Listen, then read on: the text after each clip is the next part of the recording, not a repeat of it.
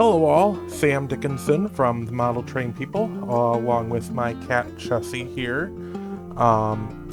This is going to be a collaboration episode alongside the Rail Brothers from the podcast StackTalk. If you are just now joining us from that podcast, I would like to personally welcome you as the head of the community.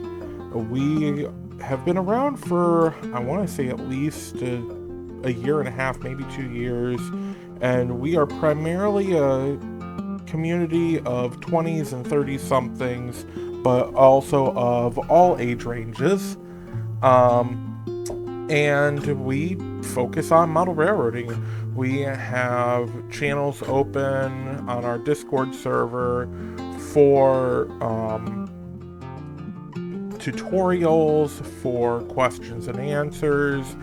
We've got a couple of threads specifically about niche scales such as British 00 or even live steam operations.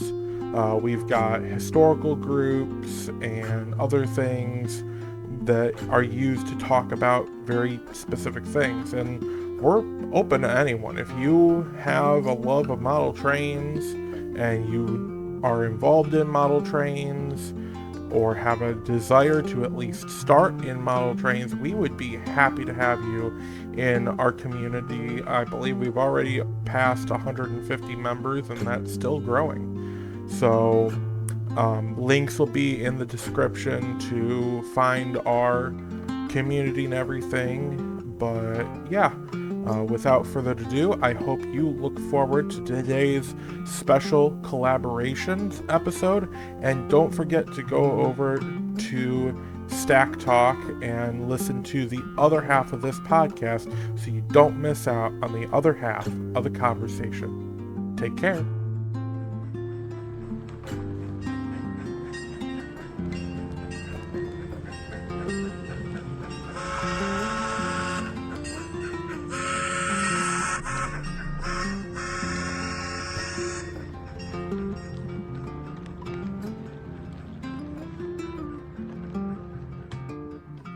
I think we had a podcast go for 2.5 hours, Danny, or what was the longest one we did? Yeah, That sounds like in line with what second section does. Theirs Theirs goes go forever. on But forever. they're also like lives, and they do a bunch of different stuff. I have listened to 4.5 hour podcasts, and that's the ones that are single episodes. There's the one podcast I listen to, they do like hour and a half, 2.5 hour, 3.5 hour episodes sometimes. For Penn Central, they did 3 parts. Each part is like 3+ hours. I think I know. Is this for Penn Central? Well, those your problem. Yeah. Yep. Yeah, no, I listened to that Yeah, one. Let me guess. Episode 1 was the non-bankruptcy era, and then the other 2 were half of the bankruptcy eras. It was Like it was like the bankruptcy first part was like leading into Penn Central and like a lot of the behind the scenes shenanigans that was happening. Railroads, yeah. Okay. And then part 2 was like the Actually bankruptcy and all the nightmare that was, and then part 3 was like the aftermath and going into the Conrail era and stuff like that. Roz is a Drexel. Go Dragons. Well, hello everyone, and welcome to the Model Train People podcast. Our cold opens as usual, as we sit on other podcasts. No offense. We don't compete with anyone. We don't compete with anyone. In fact, we work with each other to make this hobby even better and share each other's fan bases, and that's exactly what we're going to be doing today. We have Billy and Danny from the Rail Brothers and their podcast Stack Talk with us today. Welcome, gentlemen. Hey guys. Hey guys. And that's Billy. Pleasure to be on with you guys. And for those of you that aren't listening, that's Billy and Danny, respectively. And they have been members of our community for a while. If you remember at our last Trainathon, one of their episodes was actually part of our live stream. Yep. You guys interested in doing that again? That'd be fun. Yeah. I'm actually thinking that if we do, I'm planning on actually having a train-a-thon again. I'm still trying to figure out like what Yeah. charity organization we're It gonna takes some support. planning. Yeah, We got some behind the scenes work to do, but we want to yeah, keep it going.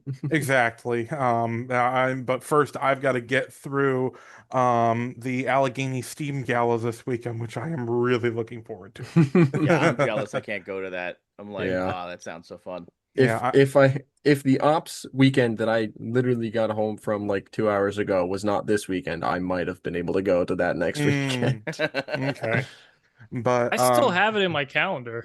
You might go. I might, yeah. Yeah, you never know. but yeah, I'm actually but anyway, getting back to what I was saying is I'm actually thinking of making our own podcast at least part of that train-a-thon Yeah. some way, That makes somehow. sense. I don't know.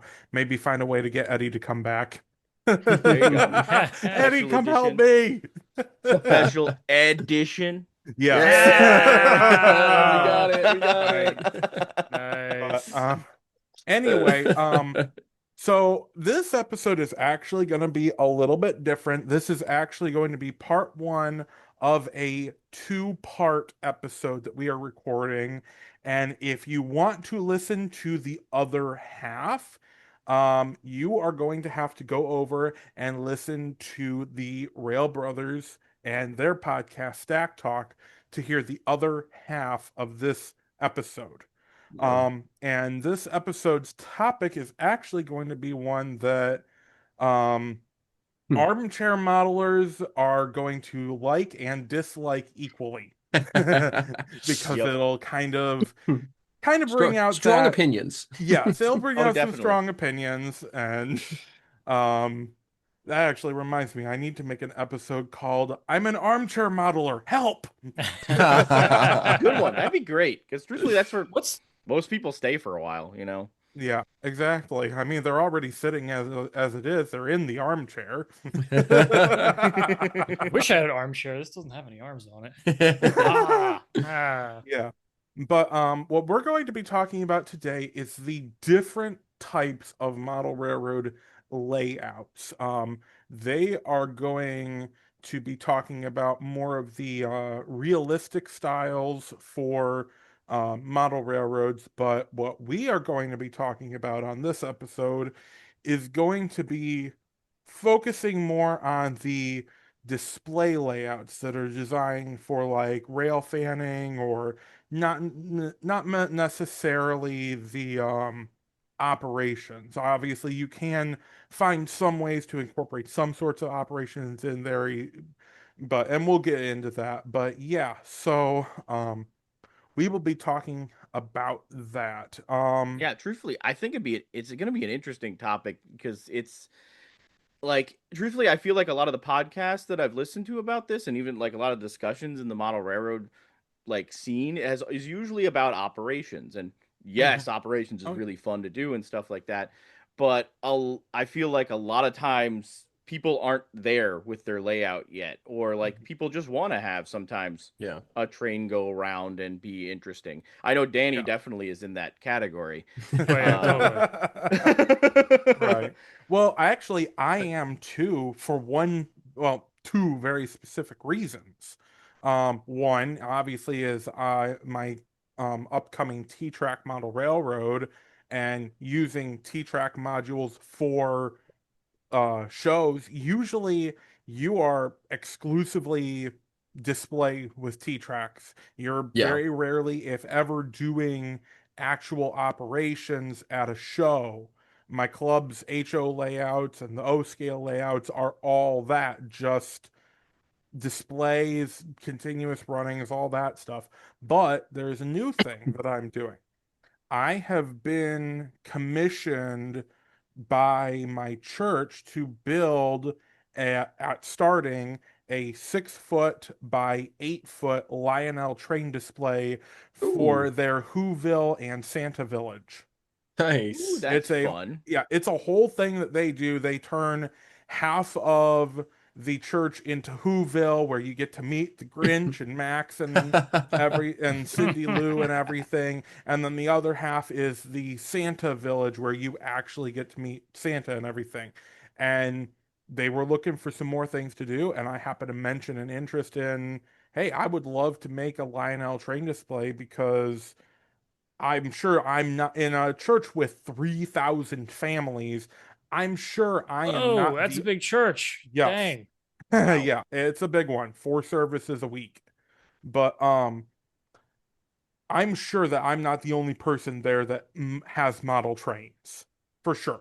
And then also, Lionel trains and Christmas go hand in hand. It's like Like Yeah. this, you cannot get past any Christmas, almost any normal Christmas movie. I think the Hallmark ones don't To- count, but any normal Christmas movie without seeing some Yeah. sort of Lionel train. Even in the To Polar Express, they had a Lionel Yeah. train. Yeah, to but to in use the a Santa Claus, they That had scales better. G-gauge. Yeah, to use a model railroading term, the prototypical Christmas tree has a Lionel train around it. When you Yes. think of and Just when don't you talk. imagine Just don't tell Danny that. when you imagine American all right, flyer all the way. forget Lionel then, but when you imagine a Christmas tree, it's got a train running around it. That's just part it's just part of the iconography of it nowadays. It's true.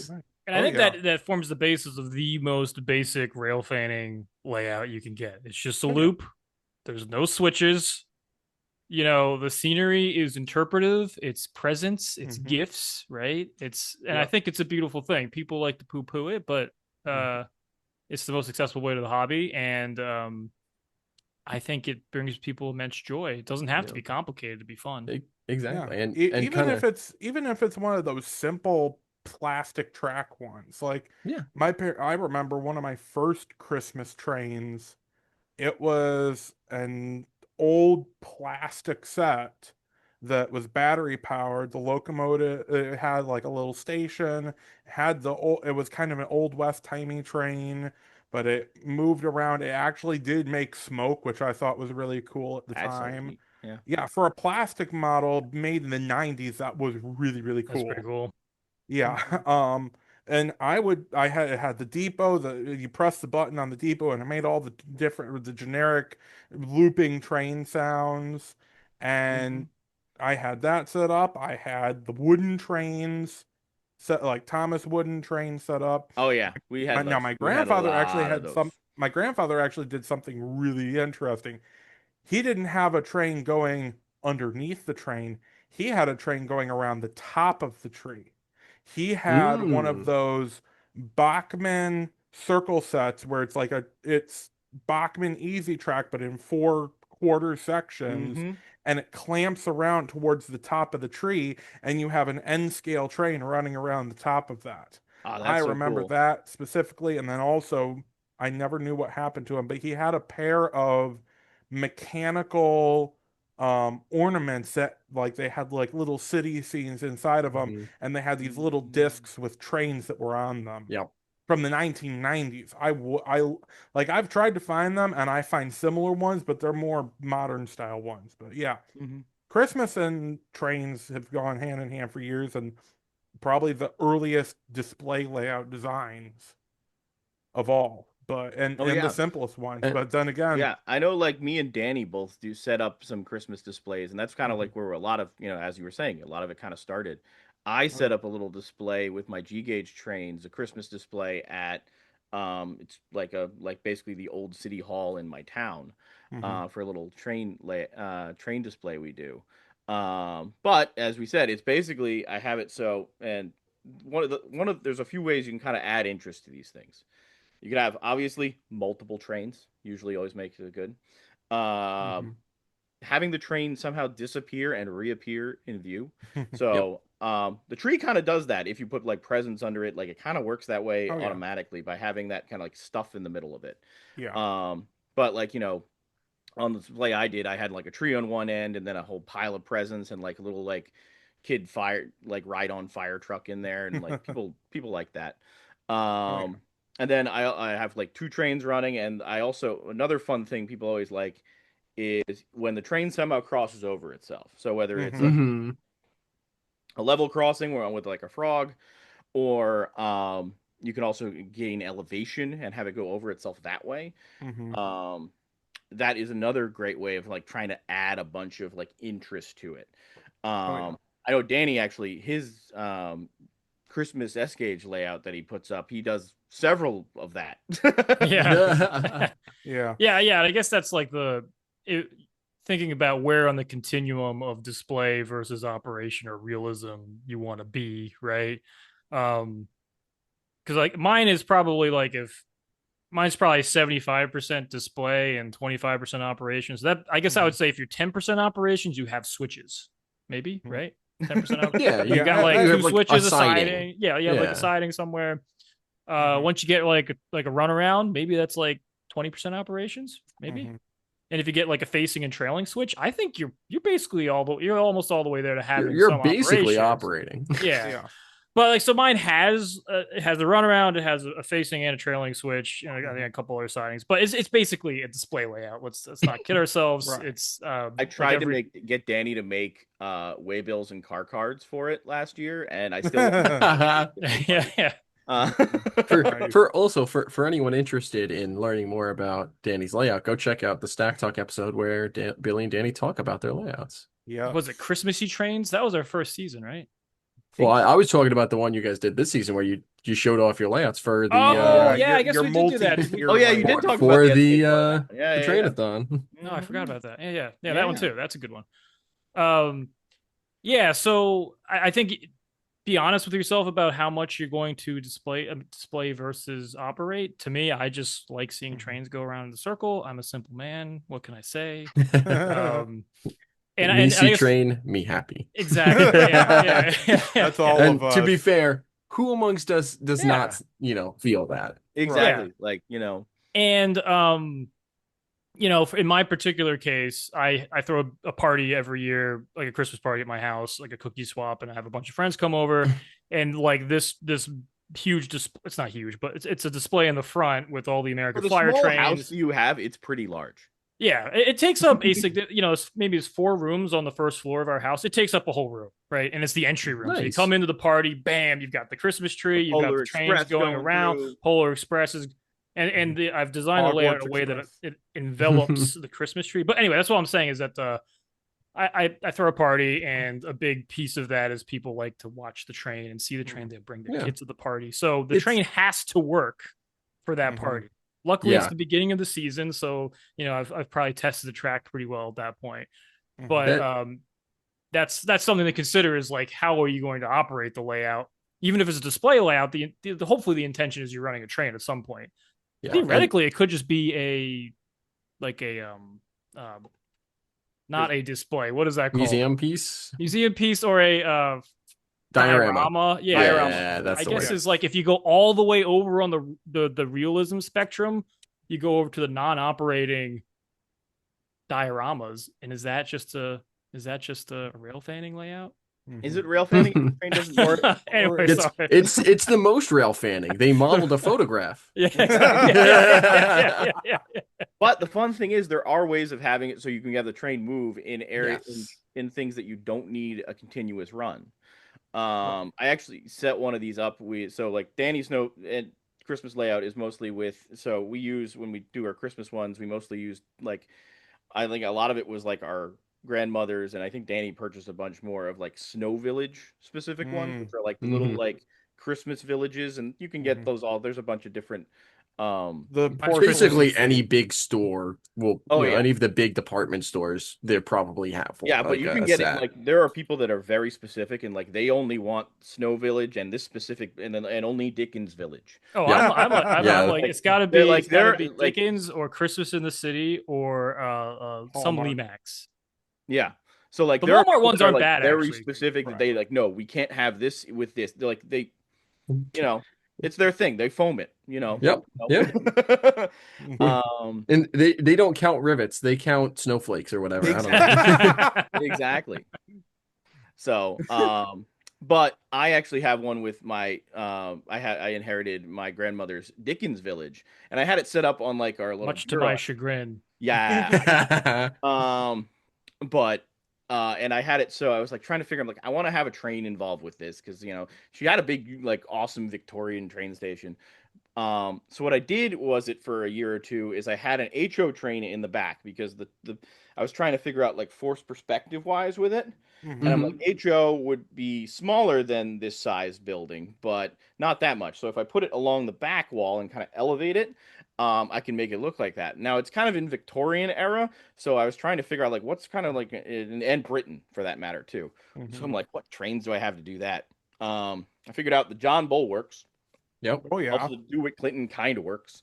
Uh, Yep. It's the right yeah, era at least. Right. exactly. And it's those old, it's like those early steam engines kind of look similar-ish if you don't look Those at it, if you don't yeah, rivet count it too much.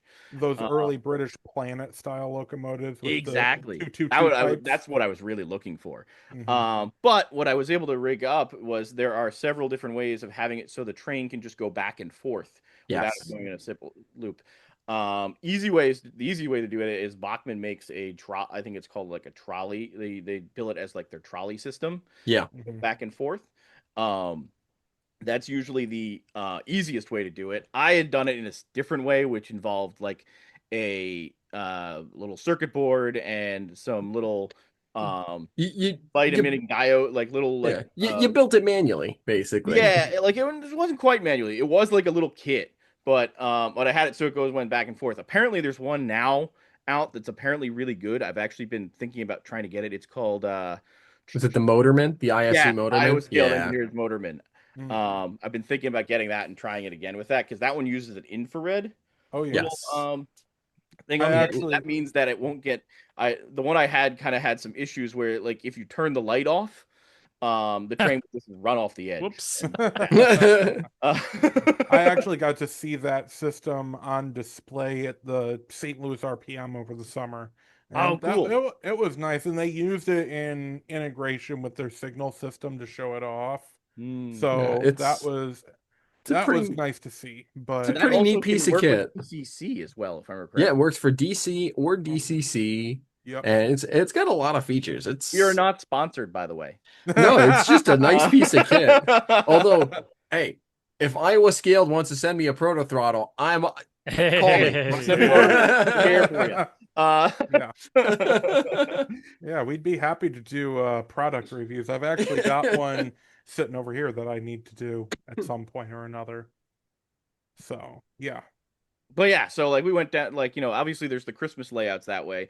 You can also have them, and like, this is what I have in my backyard. It kind of works as like if you think about it, like a water feature in my backyard, Oh because I yeah, have the a garden garden railroad in railroads. the back there.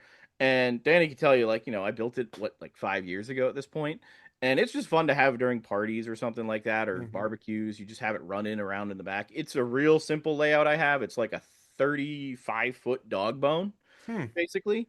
And I just have one passing track in it, and that's so then I can have it so there's two different trains I could run with it. So I could have one train kind of keep doing loops, and then once I'm done with that one, I'm like, yeah, I want to switch it out and do a different train, and I'll send it Right. out the different direction.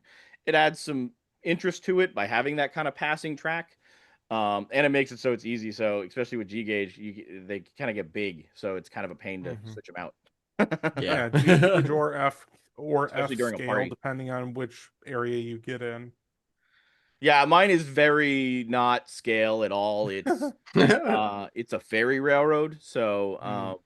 I actually once started talking about it being like, oh, this thing's not right scale. Like, we're talking about, like, I think it was like some kind of like ferry thing or something like that. And my wife went, it's a ferry railroad. They can be whatever size they want. And I'm like, you know what? Fair. You're right. I'm Yeah. like, you know what? The That toad, works. the I don't know if you Ferryville can and rivet count Toadstool. ferries. Yeah. Exactly. Like, it's a Didn't so you yeah. come up with a name for it, like a fairy name? Yeah, it's the what is it? It's the I'm trying to remember what it is. It's the absinthe to drinka and the slancha fe.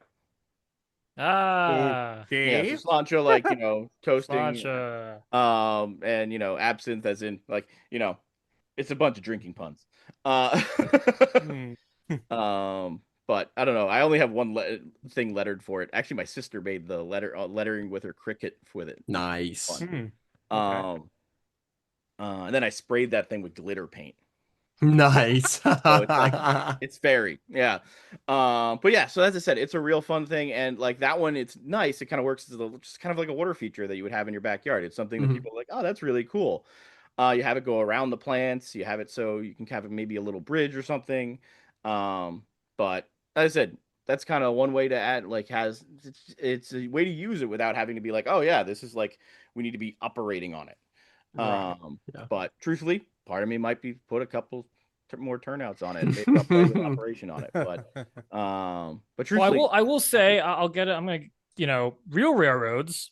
I'd say 90% of real railroads is just like tracks with no switches on it.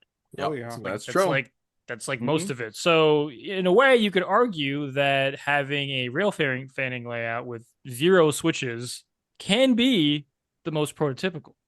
yeah, especially if you have really Absolutely. nice scenery with it. Yeah. Absolutely. I had actually early on when I was still trying to figure out how to fit a N scale layout into my um right now current bedroom.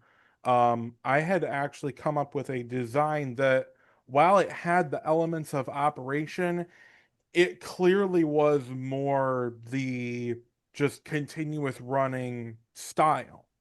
And what it was I had um the Virginian put up on one side, like say it made up the right hand L with the yard For being in the for central for, corner.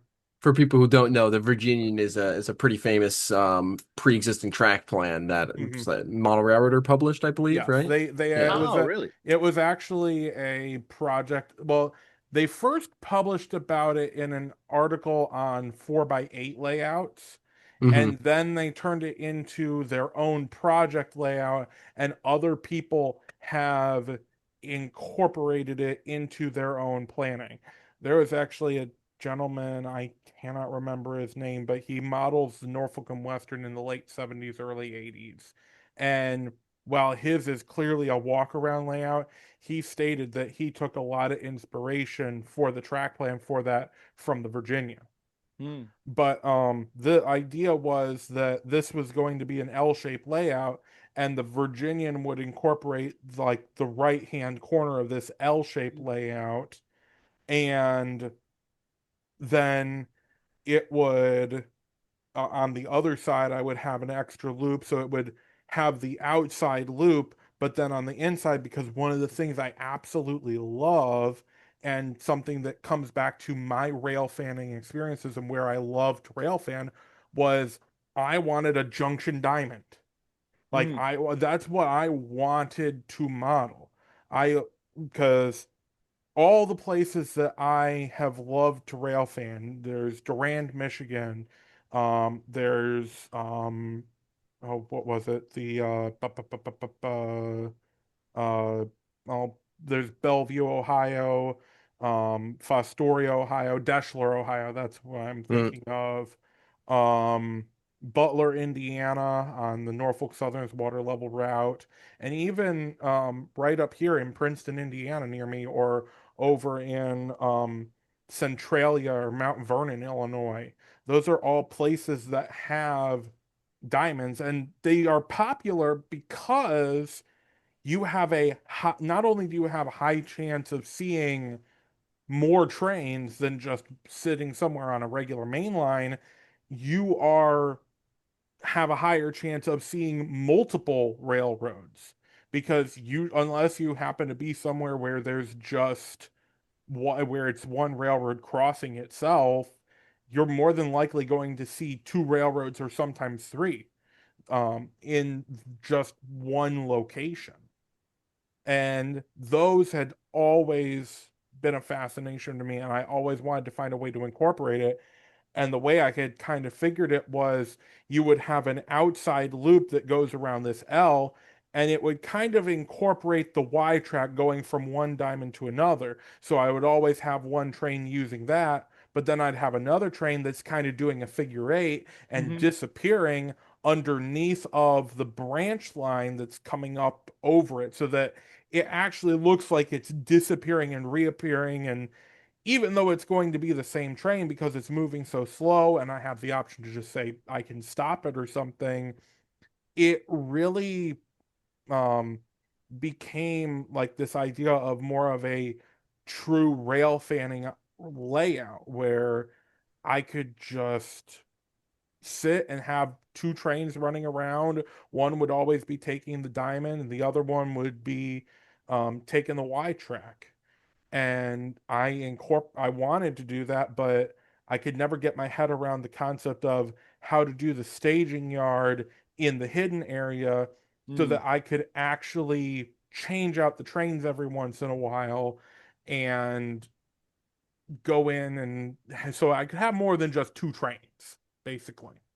Oh yeah, I get that. Because like actually the layout behind me, it's in a wall around the walls layout. Mm-hmm. Right now I have a whole operating plan for it, but it started out as just like I basically threw out every kind of like, hey, actual planning thing for this.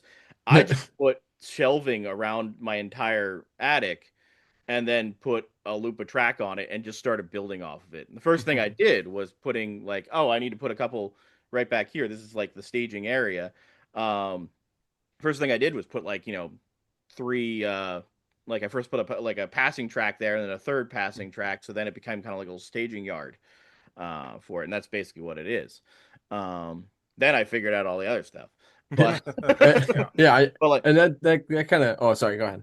but yeah, it started out as like, hey, I just want to have a train go. I just want to Yeah. have that train be like, I want to turn it on. I want to have it go and go around the circle. And like, truthfully, it's really just Yeah. half the time, if I'm working up here, I'll just turn the train on and just have it go around, Yeah, and so that's something we didn't actually include on our little document that we're trying to keep ourselves on task with, but something that I think is super important, which is that that's rail fanning type layouts is where most people start. It is a Exactly. Yeah. super easy way to get into the hobby because all you need is a loop of track, and anyone can run a train in a circle. It takes some Exactly. time to figure out how to do switching operations, to figure out how to, run a yard or follow a timetable or, read car cards or switch lists or whatever. Anyone can put together a loop of track and turn up the transformer and watch the train run around and Oh, yeah. enjoy that. So for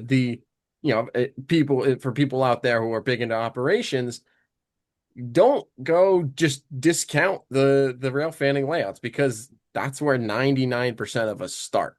Mhm. And even if you move pretty quickly away from that, it's still a super important step in the process of getting into the hobby. It's So true. Even if you're just like, oh, I had a 4x8 in my basement and then I expanded, or like, and then I decided I want to do more, or even just like, as we were talking about, train around the Christmas tree. Exactly. Mhm. That's So basically what it is. rail fanning layouts super important to the hobby. Even yeah. if they're not super popular, and I want to go do, I want to go have 1,700 switches in these 10 square feet. Mm-hmm. You start with a loop. You just Yeah. do. Yep. There's, I believe John Armstrong actually had this mentioned, and I actually think it was also incorporated in John Allen's Gory and Defeated. Is, if I'm not mistaken, Allen actually he started the Gory and Defeated with a 4x8 layout, and then it was just a simple circle layout, and then he built the rest of the layout extending off of it in sections. And so, yeah, those are excellent ways to start. And Yeah. it doesn't, and while everyone says your layout is never complete until you tear it down, you don't necessarily have to tear it down in order to make a layout larger, unless it literally doesn't work anymore. Mm-hmm. So, but another thing with like the display layouts and continuous runnings is, I've noticed that with the smaller scales, and especially Z scale and T scale, or T gauge, Mm-hmm. which is 1 to 220 and 1 to 450 respectively, I'm noticing that the layouts that are usually made for those are strictly display. You don't have any switching. It's just put a train on the track and let it run just to show off your abilities to, hey, I can model scenery in 1 to 450 or Mhm. something like that. But like, and I'll be honest, some of those do impress me, especially the T gauge layouts that are coming out that people are starting to make where they like, yeah, they're continuous running, but it goes to show off just how you can take even something that is the smallest in the hobby and still make something with it. And so that when the technology comes about, it can be better. But even then, the emergence of the hobby, early Lionel trains and American Flyer trains and Marx trains and whoever was else was around in the early pre-war era, that's American pretty much Flyer.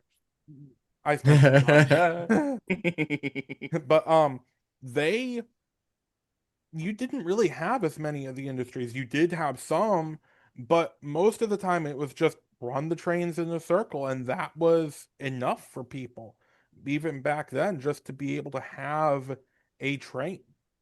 Well, And it's interesting because some of those early ones, they had in a way like more operating things than our quote unquote operating layouts now. Like they got like the Mhm. the milkman chucking out the Yeah, milk that's or true. the lumber loader or whatever right. like that. So Yeah, like what was it we saw? You weren't there, but at yeah, yes, you showed me that. That was yeah, really to show with the you the video, we have a RPO video S up on our gauge. Instagram and Facebook. It was the South Jersey S Gaugers. They have a like like the little like male arm that would get Yep. take up the maggot car. The They had that in S scale, Oh yeah. and nice. they had that operating on their modular layout, S gauge layout, and you just see that like I think they had the New York State It's the Empire State Empire State Express. Yeah, yeah. Express coming up, and like it hits a little like little rail on that's on the next to the little pole, and it throws out the bag that was in there earlier, and then it picks up the bag on the thing. And I was like, oh, this is so It's awesome. so Yeah. And cool. like truthfully, Yeah, I yeah, love yeah, that yeah, operating yeah. stuff. Like the cool thing is that on in the club I'm in, the Burlington County Model Railroaders, they actually have an operating coal dumper, which is Oh wow. it's always like the like highlight for a lot of people that come. It's like, oh, this is like a rotary dumper. And in our old club, the Garden State Central, they had an operating The McMiler McMiler dumper. um, which I don't know if you guys have seen that. It's like Crazy. it's they were like giant Thousands of dumpers that were on pulleys. the they had them in I know they at least had them in Philly and in New Jersey along like those the Arthur Kill um where they would pick up the hopper car. I guess it could have been probably even a like a high-sided gondola. And they pick it up with a bunch of wires and stuff like that, and pick it up into a tower, and then tip it over into the barges. Okay, Uh, now I know Okay. what you're talking about. yeah, Yeah, and so like it's like a bunch of different wires, and yeah. the club, the guy that made it, used a bunch of little fishing line and made it so it actually worked. Hmm. So it wasn't just like a hidden like gear thing in the background. No, like this was like actually with all the little like fishing wires going out, and they all worked. It was amazing. Hmm. They're actually trying to they're rebuilding it right now, Danny, at their new club. Are they? Mhm. Oh, that's Yeah, awesome. yeah. That's fantastic. Yeah, I mean, I think Yeah, that the most fundamental part of model railroading is a train running through a scene, right? Now, whether that scene's yes. your Christmas tree or it's like an incredibly elaborate scale scenic thing or a rail yard, I think that's like the fundamental building block. And that's to me, that's like 90% of the hobby is the Hmm. composure of this train running through some scene and the Mhm. theatrics of that. And I love how like both me and Billy have some like theatrical backgrounds. How a lot of the nomenclature we have, like staging, Yep. it's like That's all stage, stage. right? It's off stage, it's Stage on left, stage. stage right. Think about how you do the blocking or the composition of the train going through that scene. And so a lot of things, you will learn in theater or in any sort of design field apply to this kind of display and how what's in the foreground, what's in the middle ground, what's in the background, Right. what's the hierarchy, and that all applies to the display layout. If anything, more in almost a more pure way than your operating layouts. Mhm. So I think it really forces you to concentrate on just your basic composition. And it's Mhm. interesting how, at least on like the really crazy display layouts, I mean, crazy isn't like they're just like constantly running the train all the time. It's the switches in the front and the back are really just there for scenery. They're just there to add some detail, some texture to the scene, and they're sort of, maybe they'll use them every now and then, but they're just there to kind of complete the scene to make it look correct as it goes through. Um, Like if Yeah, that if guys ever been to Northlands, yeah, yes. Oh yeah. it's ridiculous. It's amazing. Like you just have bridges going over you, under you, stuff. Mhm. Yeah, like Yeah, it's or probably and- that. Like that would probably be like that. Maybe like what is it? The miniature Wonderland in Germany. Yep, Oh, Um, Miniatur Wunderland. yeah, that's yeah. the one. And I would also say like for like display layouts, the stuff at the garden at the Longwood Gardens, New York City Botanical Gardens, Mhm. the Yes. group that does that, those are like some of the best display layouts I see. They know how the concept of like, hey, you're gonna have it go over a bridge, you're gonna have it kind of like disappear from view, you're gonna have it reappear from view, those kind of things, and they do an amazing job with the scenery.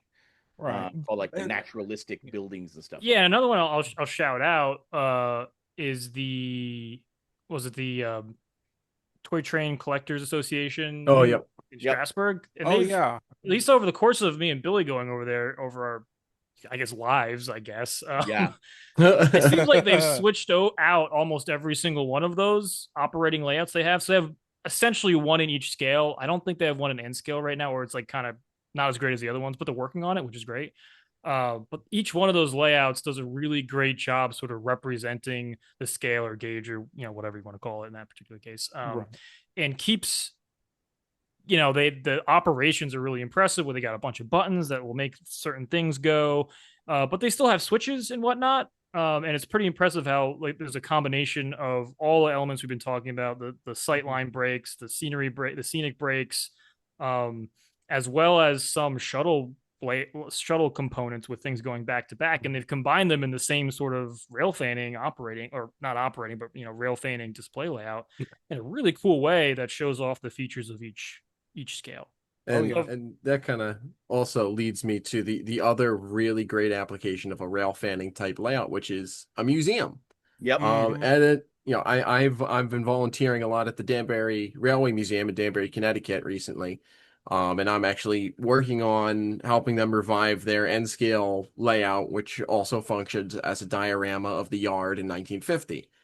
You're never going to do switching in that yard. You're never going to, Mhm. do that. What is really important is that the trains run in a loop, Mhm. and in the museum's case, that there's also a little bit of interactivity. That way, the kid pushes a button, and then the train starts running. One, that Mhm. saves the motor on the train from getting Yep. destroyed from running all day, but also it draws the kids in, and it draws the people coming to see in, because it draws you into the scene because you have a direct control over. I made the train move, and now I'm into the scene. It's true.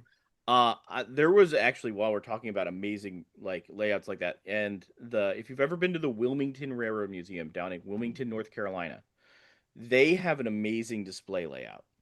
Like it models the entire like the area's railroads down there, and including the fun part is it's in the I think it was the freight depot of I think it was Seaboard, uh Mm, or what was the other one that was down there in North The Carolina. It, ACL.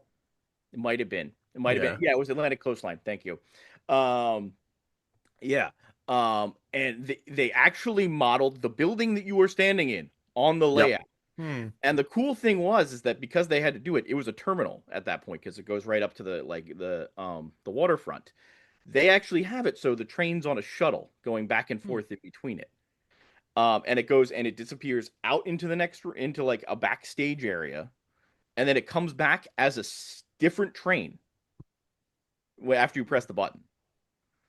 So Oh, it's like that's it's fun. not even on a different track. Like they somehow they have a track switch that somehow does it in the other room, and I was like, oh, that's awesome. That's Right. super fun. Yeah. Like, and they Nice. they had all the fun thing. Another fun thing they did was they had a little camera on one of the one of the Yep. trees on the front, Hmm. and they had it live streaming to a TV that was up in the corner, so you can go like wave at it and see. And that one went all the way around the layout, so it was really really neat going to see that. Mhm. Yeah, and I guess a design consideration when if you're doing a layout like that is it has to be like totally bulletproof, right? Yes. Oh So yeah. I guess I could get away with like my Christmas layouts, like it's just snap track. It's like the Lionel snap track. I don't need to solder anything. It could, it's gonna go up and it goes down after Christmas. Something like that that's semi permanent. You got to solder every single thing and think about, well, if I had a switch here, is that going to be, is the risk reward with like the derailment versus the realism, is it worth it or not? Mm-hmm. So I guess if you're in a situation like that where you need this thing to be absolutely bulletproof, like the Billy, your Christmas display in Bordentown, Mm-hmm. we had to think about ways to clamp those rails together so that they didn't like fall apart after a couple like hours of Oh yeah, running, because right? it's G gauge stuff, and I think we ended up using. I stole it from other guys that I know. Used rubber band just to, Yeah. to keep it together because it's only up for like a weekend, so it's like it's not like Yeah, and you it's not start like to, anything. because you're running the train so much, you start to run into like maintenance problems that real railroads Yes. have. Yeah, your locomotives will start to break down, the You track will got start to oil deteriorate, and the Like oil things. Yeah. like Yeah. I don't know if you guys how many of you guys are in the like kind of low we're in New Jersey. I know this chain if you've ever been to Wegmans, um but they have every Wegmans has a little G gauge loop going around in Mm. it somewhere. At least Oh I've yeah. seen everyone.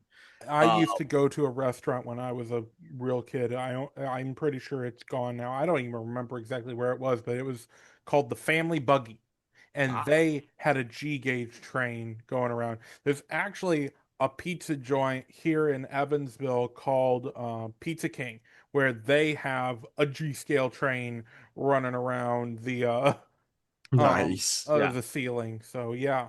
It's interesting stuff because what this they have to do for Wegmans is because they have so many of these things. They actually have a full-time guy on staff, and I've seen him posting some of the G gauge stuff on Facebook. And he goes in like every month. He goes in and like he will replace the motor in Oh each wow. one of these diesels that they have. They're What's like, what's your job? Yeah, I'm the Wegmans Model train guy. model railroad yeah, engineer he goes like around to all the Wegmans. He goes to repairman. like 3 a day or something like that, Hmm. and he just goes there and does maintenance on all the trains, like oils everything up. As I said, I think he like replaces the motor in them, and then in the engine because they've just been running almost constantly all day for like a month. Um, and so it's just kind of amazing like that they have that much like infrastructure of like, oh yeah, we have a train guy that just comes Yeah. around and like maintains that stuff. Yeah, it's just Um, So Steve. cool. yeah. Oh yeah, that's Steve. Steve from the Uh, local model railroad club. Yeah. But the Yeah. thing is, he's not. He is full-time employed by them. He probably has one day for every single restaurant. Exactly. Yeah, it's kind of crazy. Um, but yeah, Yeah, that's so like for like kind of my things. layout, the Christmas one, I have grades built into it, which if you're trying to do like a rail fanning layout that you want to just have the train run all the time, probably not the best idea. Not the best of the best. So like every it's S, this particular one's S gauge American Flyer. Um and I'll have to basically every season I've got to put new traction tires on the Polar Express. And I think I've basically destroyed one other locomotive from the grades that go up and down. So it definitely puts the wear and tear on your locomotives that maybe if you have a more operating layout where things are going very slowly and it's going back and forth, we're moving box cars around or whatever your operating people do.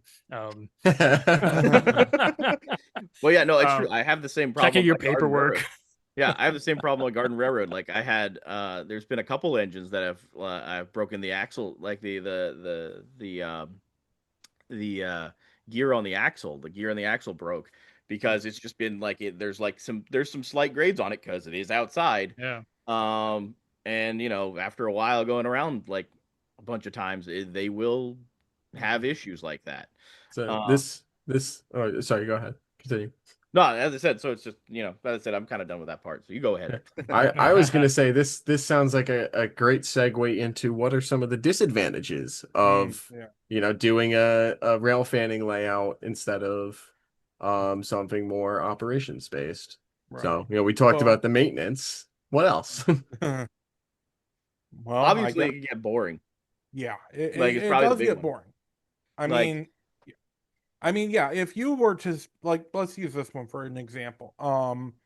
The Great Train Story at the Museum of I believe it's Museum of Science and Transportation Oh in Oh, in yeah, Chicago. Oh, in Chicago. Chicago? Yeah. Yeah. Yes, there a couple weeks that ago. That was one, awesome. that is a massive layout, absolutely beautiful. I actually just watched the TM Books and Videos episode on that just recently, just because it happened across I learned about the earlier one and I went back and looked at that again. That's an operation, or that's not an operational layout, quote unquote, in terms of operations, but they If have everything. They have loops of track that where they show multiple trains running from Seattle to Chicago. They've got shuttle operations where they show trains going back and forth to show the process of different industries and everything. And the kids absolutely love it. I mean, I would love to go I back love it. there and go see it myself. But if you are just going there to operate, or to if you are probably there, you'd notice they don't really have anyone really standing around running it. I mean, I'm sure there's some people that would love to bring their own stuff and run it on that layout, but it does get boring after a while.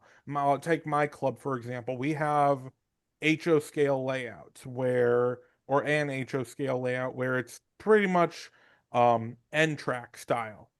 And while you do have some sidings, we don't have a yard and we don't really have industries that we just switch out with our trains. We just pop a train on there and just let it run and that's it. And it's like, for me, that's boring. It gets to the point where it does end up becoming boring because you're just standing around watching the same train go in circles for hours on end. Hold on 1 second. To kind of pick up on that thought, if that's all you're doing with it, and it can get boring. Yeah. If you go and you see this, like, we brought up Northlands before. You go and see Northlands. If you stood in one place and just watched the same train go through the scene again and again and again and again, you're gonna get bored. Places like that where you're moving through it, or you're just there for a short time, it's great for stuff like that. But if you're at home doing it, it can get boring. And now, Danny, I know you're that's all you like to do, but you also, the way you spice it up though is you have a bunch of different trains you put on. Um, but if you only have a couple of trains, running the same train around in a circle can get pretty boring. So that's one of the biggest downsides to that style of layout. Oh, it definitely is. But as I said, there are ways of kind of getting around that, and it, like, the train going the same way. And truthfully, probably the biggest thing is it's kind of not really, it's the train is going through the scene, but it's not doing the thing that trains do, which is pick up goods, deliver goods, pick up passengers, deliver passengers. Um, until you start making it do it, which then is that doing operations at that point, even though you're having a Yeah. like where do we Yeah, where when do you become an operating layout? exactly The like Because I think spectrum of operations. it could be pretty easy to take your regular loop of track. Yeah, as I said before, we talked about at the beginning. It's like, okay, once you add a runaround and a trailing and leading switch, is that an operations layout now? Well, here's a I don't know. question Yeah. because you guys should know about this. You guys have been to Strasbourg, right? oh yeah You've been to the Pennsylvania Railroad Museum, right? oh yeah You know about their G scale switching layout? oh yeah that's fun. That is a display layout, but it is a hands-on integration display layout where it is designed so that you can operate a train and you switch out different industries, but it is still a display layout, no matter how you want to put it, because it's on display. I'd call it a display layout, but it's not a rail fanning layout. No, it's not. For which sure. is kind of really what we're kind of going with here, I'd say, instead of display. Because display, you're right. Like, it is a display. It's made for the public. People are supposed to look at it, but they're also supposed to interact with it and specifically actually drop off cars, pick up cars, and stuff like that, which I think is the coolest. Like, truthfully, Oh, yeah. I think I've done that once there because it's like never really worked. It's like, for I guess that's the never- problem with it, right? Yeah. Like, I think they have to have somebody there to Right. operate it. So, like, they need some. Like, I've never really been there when I either had the time to do it and somebody was there. I think I did it like once, and I was like, "This is the coolest thing ever." Like, I should do more of this. Yeah, so I mean, it's a fair point that I wouldn't like to use the term boring because I think Yeah. I think it's easy to lose interest in Oh yeah. a train going around a circle. I don't think a train going around a circle is inherently boring. So I think Yeah. All right. that's how we fair. that's Yeah. that's how That's we all fair. start out. That's It's a very really fair. cool Right, thing yeah. just to Yep. see it running. But yeah, I mean, you're right. After the 100th time of it going around, Mhm. most people will probably lose interest. Some people may not. But That's there are cool, ways man. of, let's say, with a rail failing to make it so that doesn't ever happen. Like, you Yeah. have computer control with a bunch of switches in a staging yard. Yeah, so I think you like- guys talked about Yeah. before where if there's an ability to switch out the train, even without like, I'm not talking about like, oh, let me take the boxcar off. It's like, oh no, Right. here's a brand new train. It goes on the loop. It comes back. The other one, come one on the Right. siding or something. Well, That's one way to spice it up. Another way is you add more of those trains. So you could have it so you've got like a deck of 5 trains you can pick from that go back to staging and the next one comes out. In addition to that, you can have multiple levels. So you're running multiple trains at the same time. But anyway, that starts to add complexity, which is another downside of any of these things we're talking about, where it starts to get away from the very root of the rail fanning experience, where you see the train go around. Now you have to worry about, did my train derail? What train am I going to pull out? And yeah. how much money do I need to spend on all these freaking trains? I gotta And you do see a lot of that. Like, for example, for those that are listening, this is Model Railroad's 1950s 101 track plans for model railroads. And in here, they have a lot of different layouts. They have point-to-points, they have the switching layouts, they have out and backs, continuous runnings, all that fun stuff. You've got layouts in here, like there's this one, plan number 86, the look at Jacome that. Pass, That is Salt some Lake, and Santa Fe. prime spaghetti. I love Yeah. that. It's spaghetti. Like, That's my dinner. yeah, on the bottom half, you have a yard, you have a union station, you've got a roundhouse and everything, all the stuff so you can switch out, like have multiple trains staged and have a display. And then it goes through this lovely spaghetti. Yeah, bits it up goes top. through the Yeah. spaghetti that is supposed to represent like Cajon Pass or Tehachapi Loop or any of those places where you have trains going over and under each other and through tunnels. And this is a 10 by 20 layout in HO by itself.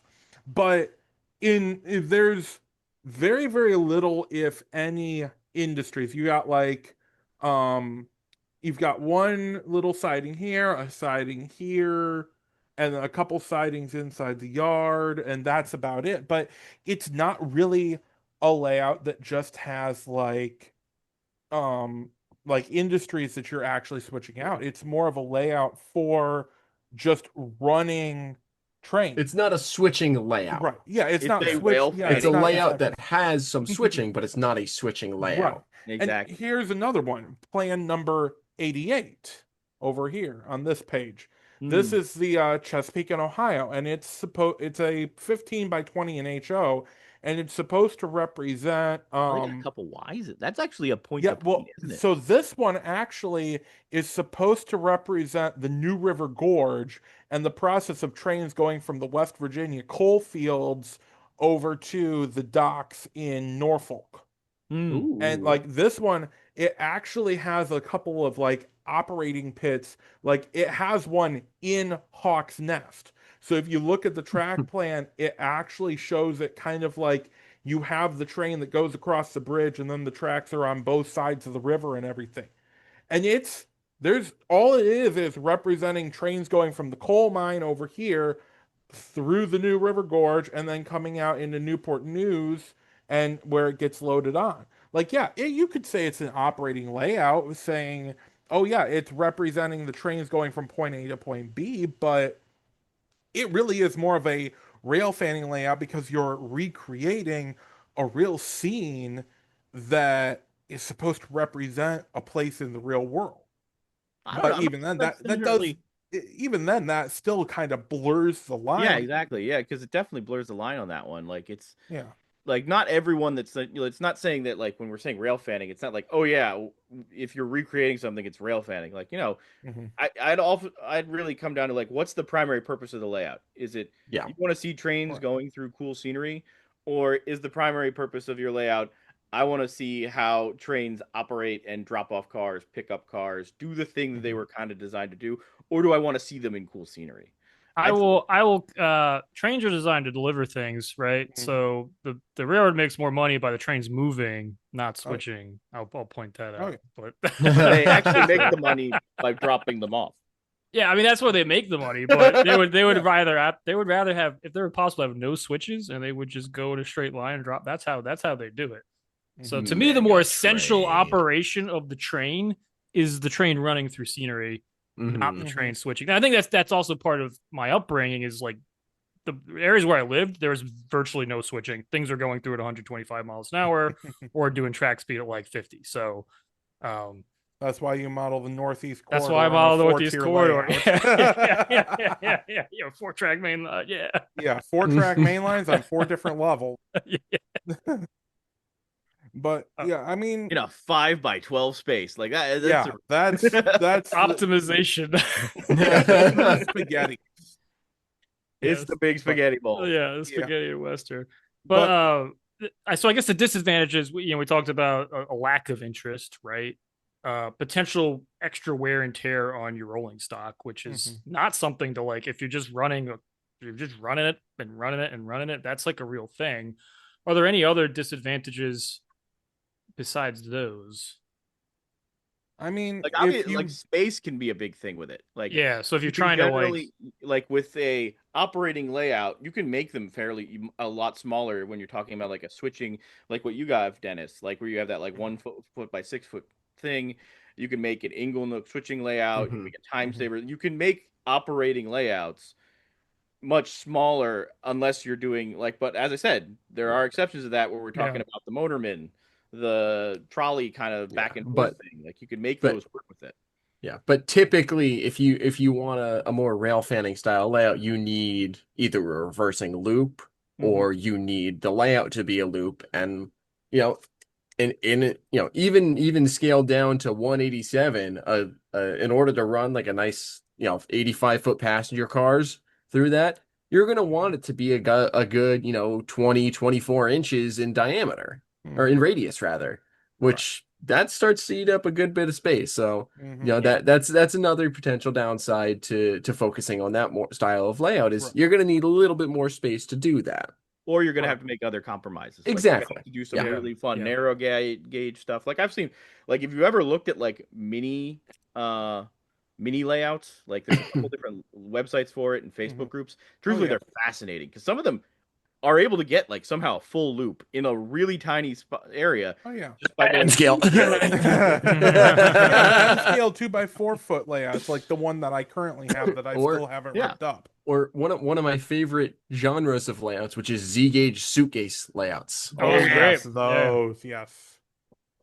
I love Those are cool. I mean that even kind of inspired me to because I've I've been a semi truck driver and I've driven the day cabs and I've driven sleeper cabs. And I've had the idea of if I owned my own sleeper cab, would I find a way to be able to put a model railroad inside of a semi truck sleeper? Because it usually has 2 berths. It has like an upper, like bunk beds. Yeah, Like yeah, it'll yeah. have an upper berth and a lower berth. I could take the mattress out of that upper berth and put a model railroad in there or something, or maybe you utilize some sort of space or something, or have like a suitcase type thing that I can take with me and just be able to have a portable model railroad. I even saw someone that I think they did a 009 layout or the Kato Pocket Line, one of the two, and put it inside of a guitar case Ah, Mm. that's using the cool. curves of using the curves of the guitar case to kind of make a little more intricate instead of just a plain loop. And that kind of leads into another one is like the pocket lines that like Mhm. what Kato and Tomix have. Those pocket lines, I do find them interesting. It's the idea of fitting a lot into a small space. And you can introduce something like Inglenook or some sort of switching puzzle into it for sure. But even then, those have their limitations because those will only keep your attention for so long. Like if you have, and no offense because I know he's in earshot, but like my buddy's layout, his is a one town switching layout where it's representing like either a middle town or end town on a branch line. You just have the train come in, switch, and you're done. Like that only takes up an hour. I mean, but that at the same time that could be the same as like sitting down and playing a video game or something. You would sit down and play a video game for an hour. Why not just play with a model railroad for an hour? You don't have to necessarily say that something as simple as an Inglenook, where you've got 8 cars in random positions, and you have to make a train of 5 cars in a specific order from 5 of those 8 cars. You can't necessarily say that that's going to be boring if you don't do it in a certain amount of if you spend time on it. You can't necessarily say that, but even then it's like with some of these little display layouts, it's like you can't necessarily incorporate that and still be able to say that it's just a display layout. And there are people that have made layouts exclusively for display that have operations where it's the people that are operating it to them it is an operational layout, but to the people that are viewing it, it is a display layout. Mm-hmm. That's Like also true, yeah. yeah, because like I'll use this example. The Reverend W. Audrey, Yep. he had multiple layouts. He had both a mid Sodor 009 layout, and he had the a 00 layout of the Farquhar branch, or as some people would call it, Farquhar, which is the end station on Thomas's branch line. And that one, it literally just represented Farquhar. You had the branch line come in, you had the little spur that went off to the um, gravel quarry, and he had a whole timetable and operation of these trains come in at these times, and then they go here and there. And to them it was all operational, but for he designed it so that it was portable, like it folded up onto itself Oh, for that's awesome. transportation, and I he could take it different places. And even though he had the operations for it, it was still clearly a display layout to people that were yeah. actually going to just be watching it and not interacting with At it.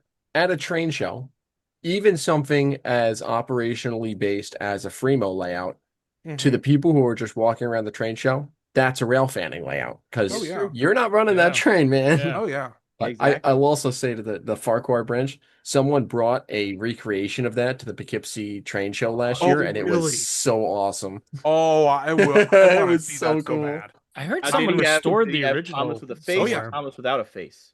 Without. Yes, yeah, that's how they do it. They do it without the faces. Yeah. But yeah, the original group, they were part of, I believe they're part of the Taleclin Railway or something. Yeah. Makes And sense. it's been at their Audrey Extravaganza several times. I believe they also had the Mid Sodor layout on display as well.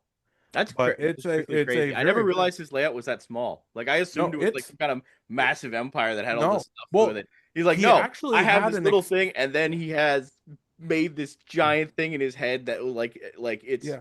you know Well, he designed that because he wanted to have a stage for his stories. And I think it started with wanting to explain how Thomas and Bertie's race worked, because a lot of people were Mm, arguing how was it that Birdie was able to get ahead at some points and then Thomas at others when a road is a road and a train is a train? And so he had to create the Farquhar branch and the road system alongside of it to show that, yeah, Thomas got there first because of this. So he and wrote this. the stories before he made the model railroad? He, I thought it was- yes. For a lot of them, yeah. Yeah, for a Yeah. lot. Because he started the stories during World War II to tell to his son Christopher, and it was literally left. There's an engine in a shed, and he's sad. Why is he sad, Daddy? Because he's the smallest and always left alone. What's his name? Edward. That's literally how it started. Yeah, Edward's Just best. from that. But So then Edward was as first. say what? Edward was first. That was Edward was But he's first. number 2 for some reason. Edward was first, Huh. followed by Gordon. Edward and Wow. Gordon were the first two characters. Right, but before we go too Yeah. far down the R.W. Audrey rabbit hole, I think it's probably about time we wrap up the first half Yeah. here, looking at the time. Right. That's true. That's Yeah, true. because the Farquhar branch definitely leads into the whole idea of operations Yep. and Yep. how operating layouts really work out. So, yeah. we'll cut this off here for folks who want to keep hearing us chat about layout design and start hearing about the pros and cons of an operations focused layout. Mhm. Go check out StackTalk on the Rail Brothers channel and all the places that they post that. We It's will gonna have be a- yeah. if this conversation is any indication of how it's gonna go, it's gonna keep Mhm. being a lot of fun. So Oh yeah, I'm looking forward to this discussion a lot. But link to their episode down in the descriptions, and they'll probably be in the end pictures as well. Be sure to check out our socials as usual, Model Train People, and be sure if you want to, and if you want to be involved in the discussions, because we have several channels in our Discord server about layout planning and layout operations and just showcasing things in general. So if you want to be a part of that, show off something that you're doing in particular, or showing off how you want to make a certain aspect of this hobby stand out, feel free to join us. We love to have you. Even though we're primarily a group of 20 and 30 somethings, I believe we have other people that are well over that age Oh, yeah. and well under that age as well. So feel free to join us. We are not limiting anyone for any reason, because if In the you like war- if- trains, yeah, if you like trains, that's- come on in. that's the one and only requirement. You have to like trains and you have to model trains. Number two, there are two reasons. Well, you have to have the intent to. Yes, True. yes, or the intent to. Yes, we welcome the armchairs as well. All armchairs required. What But about truthfully, virtual like- model trains? We have some. We did That's a the- round. That channels counts, for right? that. That counts, right? We've got Yeah. channels for that. Yeah. Yes, we do. But truthfully, it's a great place to go and one of the things I started with was I started asking questions because Mhm. I'm not great at scenery. So I was like, hey, how do I paint this thing? How do I do this? And everybody chimed in. Everybody was great. They all chimed in. It was like, oh, here, look at this video. Look at this video. Go try to do this thing. Try to do this kind of paint technique. It was great. And 'cause truthfully, painting stuff has always scared me with Model Railroad. And now I'm actually kind of starting to get it. And the server is kind of one of the things that was able to make it happen. So Yeah. I'm Happy to grateful. hear that. Absolutely. So, but thank you all for joining us for part 1 of this Model Train Layout episode series. And we will see you all over at Stack Talk. Take care.